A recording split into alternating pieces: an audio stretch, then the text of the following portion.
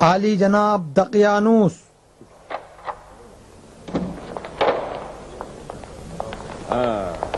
درود بر عالی جناب.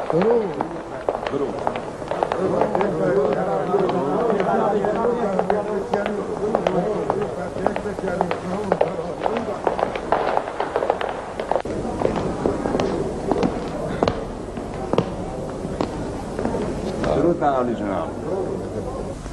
ہاں ٹھیک ہے.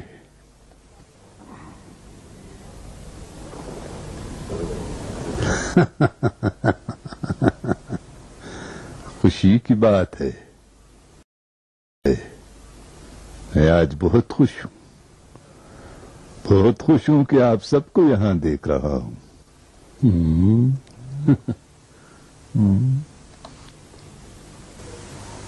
میکسیملین نہیں نظر آ رہے ہیں. جناب میکسیملین کاموں میں منظم اور حاضر ہونے میں وقت کے پابند ہیں. بہت جلد حاضر ہو جائیں گے عالی جناب.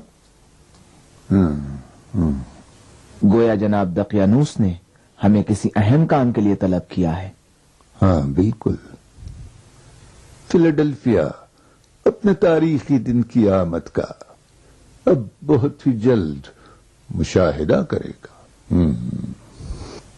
اس دن کا جو شاید فیلاڈلفیا کی تاریخ میں پھر کبھی نہ آئے. آج کے دن ہم ایک اہم مسئلے پر گفتگو کریں گے. شہنشاہ کے قاصد نے خبر دی ہے کہ بہت جلد روم کی شہنشاہیت کے مشرقی علاقے اب شہنشاہ ایڈرین کے مبارک قدموں سے مزین ہوں گے.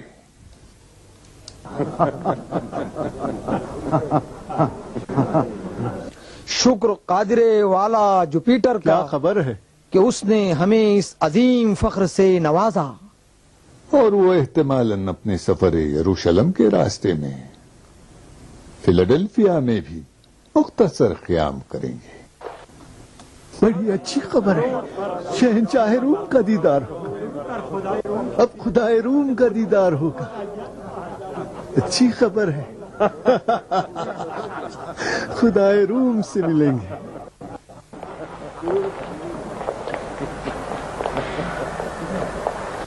آپ نے فرمایا کہ شاید آئیں گے، یعنی آپ کو یقین نہیں؟ شاید اس لیے کہ ممکن ہے وہ اپنا راستہ بدل دیں، لیکن فی الحال ارادہ یہ ہے اور ہمیں تیار رہنا چاہیے. سلام ہو جوپیٹر قادر والا پر. کیا خوش نصیبی، شہنشاہ کا دیدار ہوگا. فخر ہر کسی کو حاصل نہیں ہوتا، بلکہ آدھی دنیا کے خدا کا کہو یہ فخر ہر کسی کو حاصل نہیں ہوتا. میں نے یہ بھی سنا ہے کہ جناب دقیانوس شہنشاہ کے جنگ کے ساتھی تھے. ہاں، ٹراجن کی شہنشاہیت کے زمانے میں جناب ایڈرین روم کے عظیم لشکر کے سپہ سالار تھے، اور اس وقت ان کے اعلی افسروں میں سے میں بھی ایک اعلی افسر تھا. یہ صحیح ہے کہ آپ نے عالی جناب ایڈرین کی بھی جان بچائی ہے؟ معاف کیجیے عالی جناب، جیسا کہ میں نے سنا ہے بہت ہی عجیب بات ہے. ایرانیوں سے جنگ کے دوران اچانک دشمن حملہ کر کے بہت سے رومیوں کو پیچھے ہٹنے پر مجبور کرتا ہے اور جناب ایڈرین کا محاصرہ کر لیا جاتا ہے. ذرا سی بھی تاخیر ان کی جان جانے کا سبب بنتی ہے. لہذا جناب دقیانوس جب حالات کو خطرناک دیکھتے ہیں تاخیر کو جائز نہ سمجھتے ہوئے اپنے تانگے کے ذریعے محاصرے کو توڑتے ہوئے ان کی جان بچا لیتے ہیں.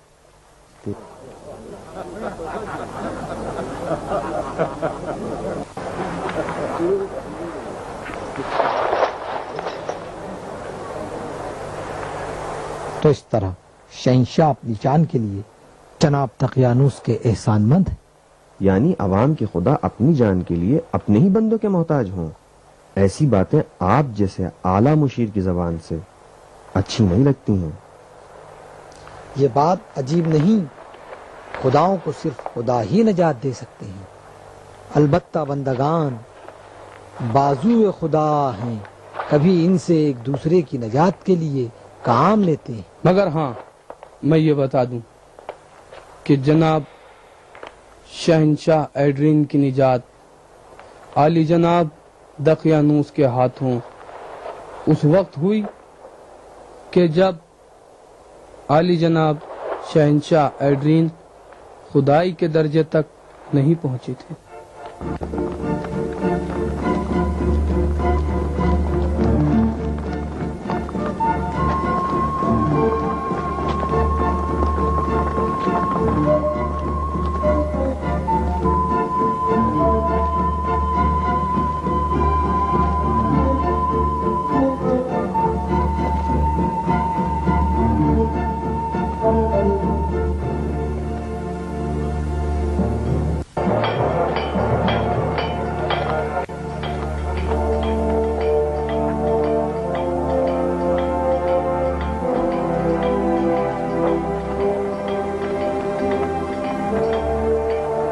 ذرا میرے گھوڑے کی نالوں کو دیکھ لو ہنگر۔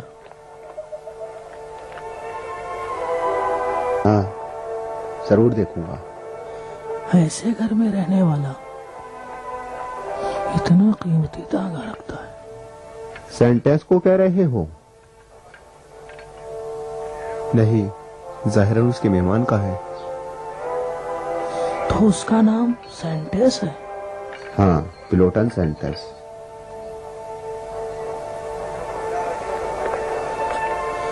اچھا، تو یہ مکان پلوٹن سینٹس کا ہے۔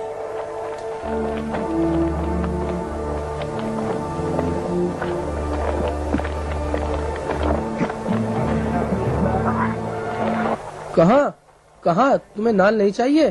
استاد تو گیا۔ ارے بھائی کیوں چل دیے؟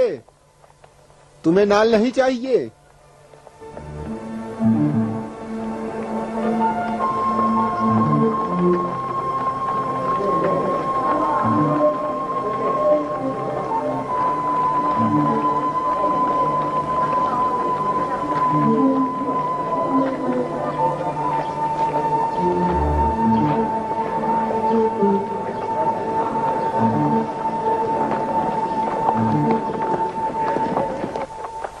اگر آپ اجازت دیں تو میں شہنشاہ کے سفر کے بارے میں آپ سے کچھ عرض کروں۔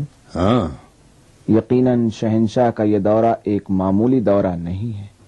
یہ سفر جوپیٹر کی عبادت گاہ بنائے جانے کے سلسلے میں بنی اسرائیل کی دخل اندازی کو روکنے اور یہوہ کے پرستاروں اور ان کے شیدائیوں کو ڈرانے کے لیے بھی ہو سکتا ہے۔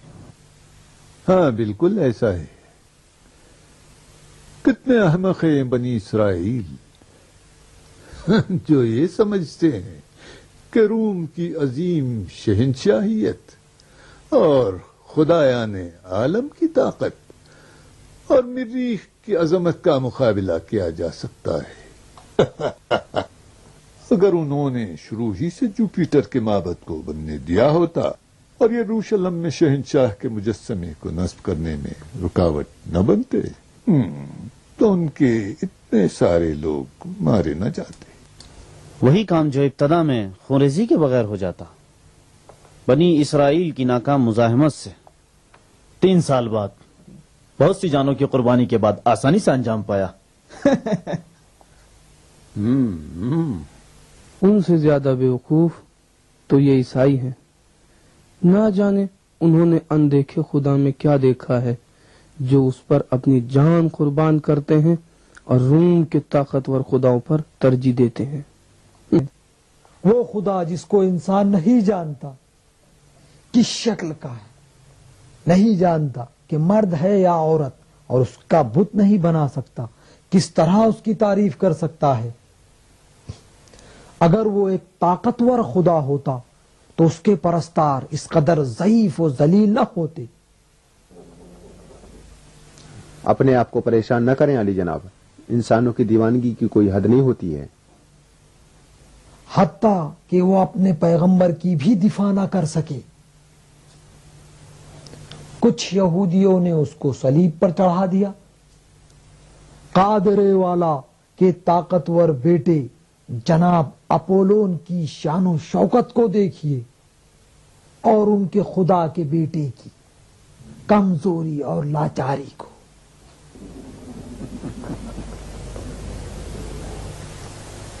کہتے ہیں کہ ان کے دین کے مطابق عیسیٰ خدا کے بیٹے نہیں بلکہ اس کے پیغمبر تھے.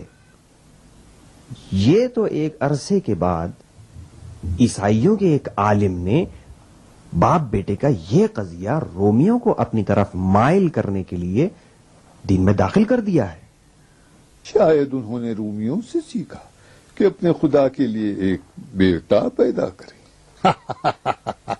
معاف کیجیے علی جناب، آج کا جلسہ عیسائیوں کے عقیدے کے بارے میں بحث کرنے کے لیے ہے یا جناب دقیانوس نے ہمیں کسی خاص قضیے کے لیے بلایا ہے؟ ہمارا موضوع ان باتوں سے زیادہ اہم ہے. یقیناً شہنشاہ کی آمد کافی انتظامات چاہتی ہے جس کی آج ہم بحث کریں گے. شہنشاہ کی فیلاڈلفیا آمد کو ایک یادگار داستان ہونا چاہیے. آپ جناب بروٹس سارے عبادت گاہوں کی تعمیر کروائیں اور ان میں اگست کا مجسمہ نصب کریں. اپولون، پلوٹون، سبلون، مریخ، دائنا اور حتیٰ مترا کے معبد میں بھی. جس کا نام معبد ہو اور اس میں کسی خدا کی پرستش ہوتی ہو، چاہے رومی ہو یا غیر رومی. ہاں میرے عزیز جناب سودی دانو، شہر کے دروازے پر ہمارے دروازوں کے خدا یانس کا ایک نیا مجسمہ نصب کرو. جناب مارٹینوس، شعبے مالیات کے سربراہ، میرے اور شہنشاہ کی پرانی دوستی پیش نظر کی شان کے مطابق ایک تحفہ تیار کرو. مالیات کو آج سے دگنا کر دو. ٹھیک ہے؟ کیسے علی جناب؟ اتنی ہی مالیات مشکل سے وصول ہو پاتی ہے؟ جناب مارتینو، نہ یہاں روم ہے اور نہ یہ لوگ انسان ہیں. بس ایک مٹھی بھر حیوان اگر ان کو نہیں دوہتے تو بچڑے کے حصے میں چلا جائے گا. لہذا اچھی طرح دوہو انہیں. ہاں دیناسیوں سے عزیز. ایک دائرہ شکل تماشا خانہ چاہتا ہوں جو شہنشاہ کے شایہ نشان ہو. بہت سے بہادروں کو اکٹھا کرو، شیروں اور ریچھوں کے ساتھ وحشی درندے بھی ہوں اور اسی طرح بھاری تعداد میں مسیحی بھی. یہ مسیحی کس لیے علی جناب؟ میں جانتا ہوں کہ تشدد کو حکیموں کے مزاج سے مناسبت نہیں. تعجب ہے تم اتنے کن ذہن نہ تھے جناب تلمیقہ. اچھا میں تم سے پوچھتا ہوں، کیا صرف شیروں اور وحشی درندوں سے شہنشاہ کی تفریح کرائیں گے؟ تمہیں معلوم ہونا چاہیے کہ زمین فیلاڈلفیا سیراب ہونا چاہیے مسیحیوں کے خون سے.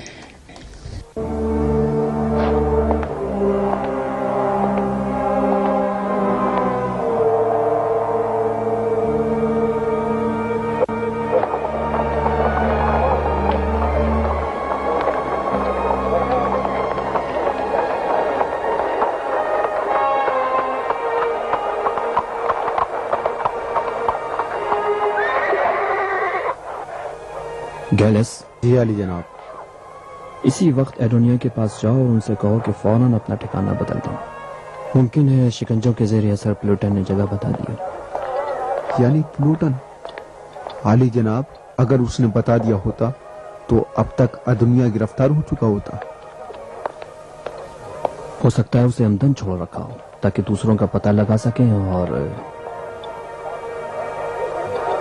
سارے موحدوں کو ایک ساتھ گرفتار کریں. تو کیا یہ احتیاط ضروری ہے علی جناب؟ دیکھو گیلس، اگر تم شیر کے ساتھ ایک پنجرے میں زندگی گزار رہے ہو تو جتنا عقل کہتی ہے اس سے زیادہ احتیاط ضروری ہے کہ نہیں؟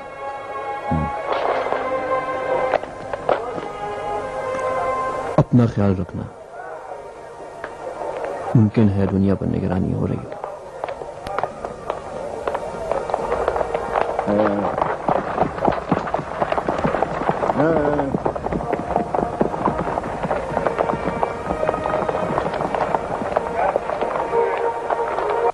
شمو ادھر میرے اس گھوڑے کا خیال رکھنا. جی حضور جی.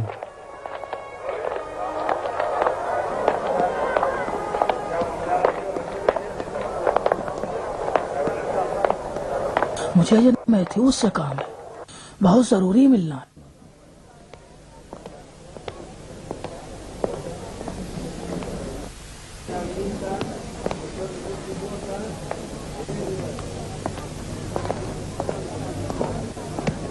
سلام عرض ہے جناب۔ بڑے خوش نظر آ رہے ہو۔ میں نے اس کا پیچھا کیا، پہلے اس نے عیسائی کے جلنے کی رسم میں شرکت کی، بہت اچھا، پھر اس جوان عیسائی کے باپ کے گھر گیا۔ تم ذہن میں میرا دست بوس ہوں علی جناب، یقیناً علی جناب۔ روم، ایتھنز، انطاکیہ، کرسپ، قبرص، فلسطین، شام اور یہاں تک کہ فیلاڈیلفیا میں بھی خدا پرستوں کی تعداد بڑھتی جا رہی، ان کو ہلاک کیا جاتا ہے، سزائیں دی جاتی ہیں، ہم ان کو سمندروں میں اور وحشی درندوں کے سامنے ڈالتے ہیں، لیکن پھر بھی ان کی تعداد کم نہیں ہوتی، یہاں تک کہ ان کا نفوذ اب ہمارے محلوں میں بھی ہو گیا ہے۔ نہیں معلوم کہ یہ دھوبی کہاں سے محلوں میں گھس بیٹھے ہیں۔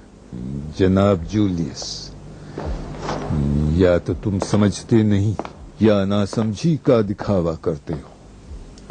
کیا شہنشاہ ڈیمیسین نے اپنے چچا زاد بھائی فلابس فلمناس اور اس کی بیوی کی عیسائی ہونے کے جرم میں گردن نہیں اڑائی؟ تو کیا وہ بھی دھوبی تھے؟ کیا اسی صورت میں بہتر نہیں کہ ہم بھی اپنے دربار کے سلسلے میں ہوشیار رہیں؟ تم کیا کہنا چاہتے ہو؟ میں کوئی خاص مقصد نہیں، فقط احتیاط کے طور پر۔ لیکن مجھے اپنے درباریوں پر پورا اعتماد ہے، پھر بھی تم سے متفق ہوں، ہمیں ہوشیار رہنا چاہیے۔ عالی جناب میکسیملین،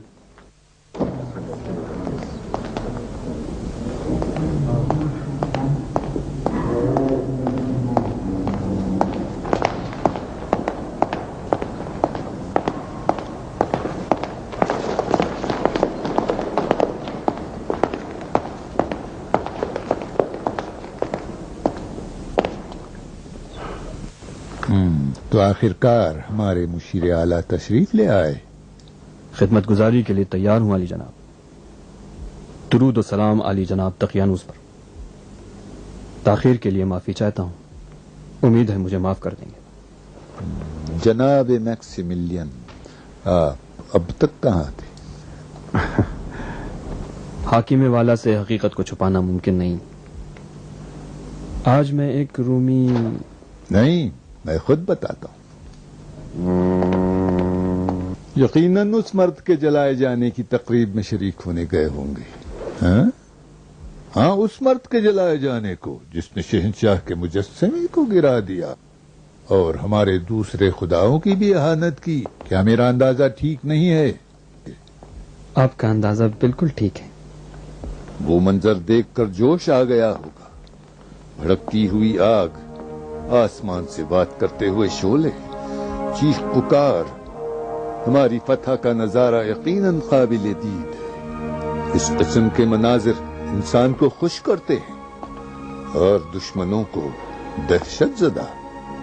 لیکن جناب میکسیملین، ایسے مناظر تو اس شہر میں ہر روز دیکھے جاتے ہیں۔ مجھے تعجب ہے کہ اس رسم کی خاطر آپ اس اہم جلسے میں شریک نہ ہو۔ علی جناب صرف رسم کا مشاہدہ کرنے نہیں، میں ایک رومی خاندان سے ملنے بھی گیا تھا۔ تو کیا وہ بیمار تھے؟ جی نہیں، ضرورت مند تھے، انہیں دلاسا دیا اور ان کی ضرورت بھی پوری کی۔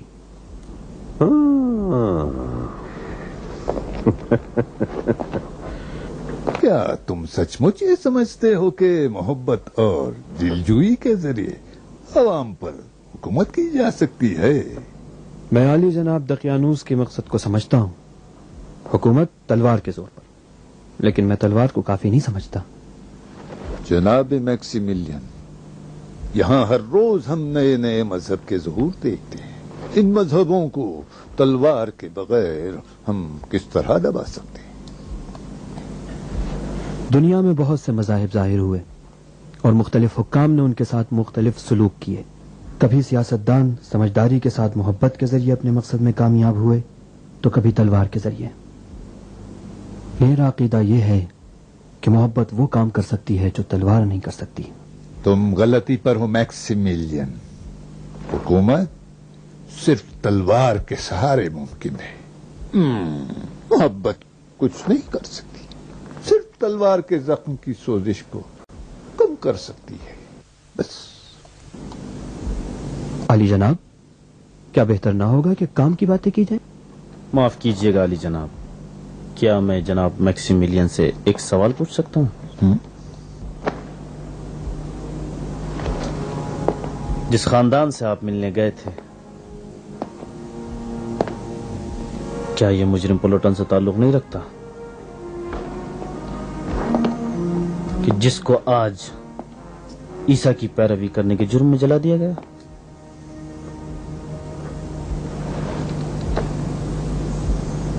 ایک مجرم رومی کو سزا دینا ضروری ہے تو ایک حاجت مند رومی کی مدد بھی. تعجب کی بات ہے، تم مسیحی مجرم کی دلجوئی کے لیے گئے تھے. جی علی جناب، یہ بات درست ہے، لیکن علی جناب، کیا ایک شخص کے جرم کے خاطر اس کے پورے کنبے کو سزا دینی چاہیے؟ اچھی طرح سمجھ لو میکسیمیلین، تم مجھے اچھی طرح جانتے ہو اور تم کو معلوم ہے کہ میں انسانوں کی جان کو ایک کیڑے کی حد تک بھی اہمیت نہیں دیتا. تم میری بیٹی کے شوہر ہو لیکن میری آنکھوں سے زیادہ عزیز نہیں ہو. اگر نہیں جانتے ہو تو میری بیٹی سے پوچھ لینا کہ میں نے کس طرح اپنے خائن کی آنکھوں کو نکال کر پھینک دیا تھا. اپنے کام سے کام رکھو، ورنہ اگر میں کسی پر شک کر گیا تو غضب ہو جائے گا. بس.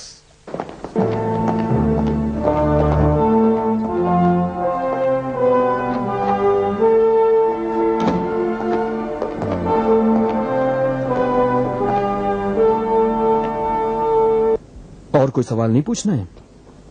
نہیں، صرف ایک مشورہ ہے. میں اگر آپ کی جگہ ہوتا تو بانو ہیلن کے انجام کو زیادہ سوچتا. عجیب بات ہے، اس کا آپ سے کیا تعلق ہے؟ آپ اپنے سلوک سے ان کو خطرے میں ڈالتے ہیں. اپنے سلوک کے بارے میں زیادہ ہوشیاری سے کام لیں. تم بھی اپنے منہ کو سنبھال کے رکھو، کیونکہ چھوٹا منہ بڑی بڑی باتیں کرنے لگا ہے. کہیں ٹوٹ نہ جائے.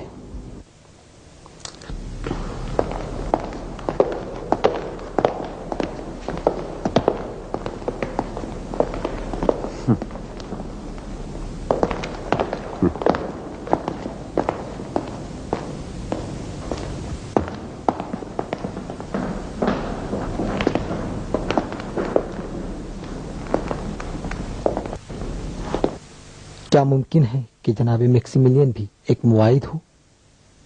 اتنی آسانی سے نہیں کہا جا سکتا. آنے والے وقت کا انتظار کرنا چاہیے.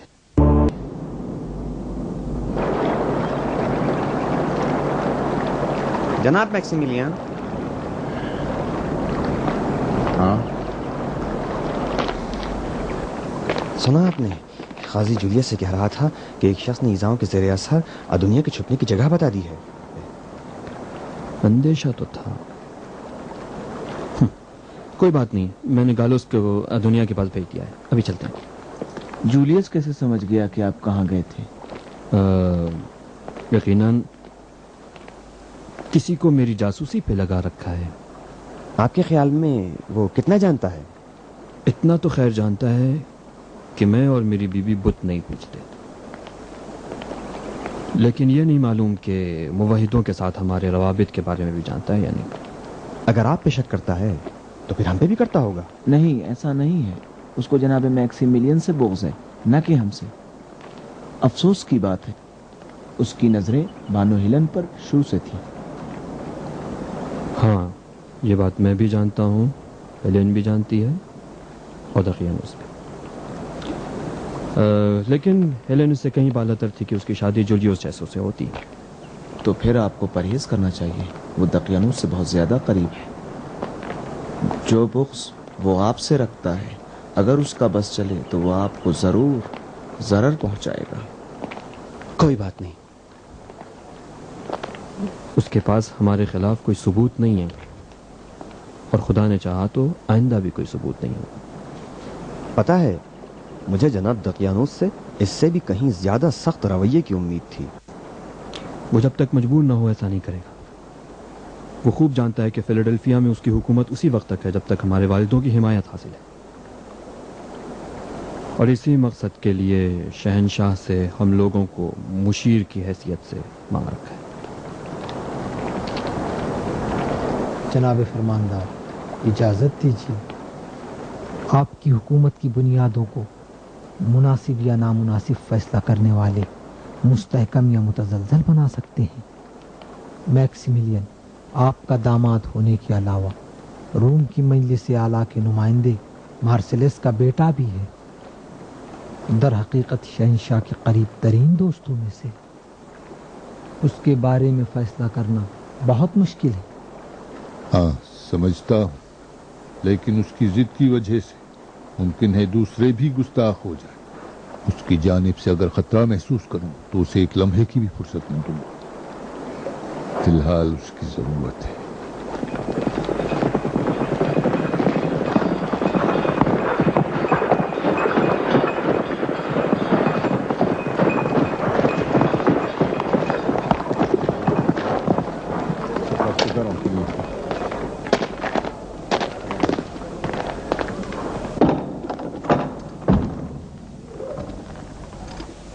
پھر کل ملیں گے.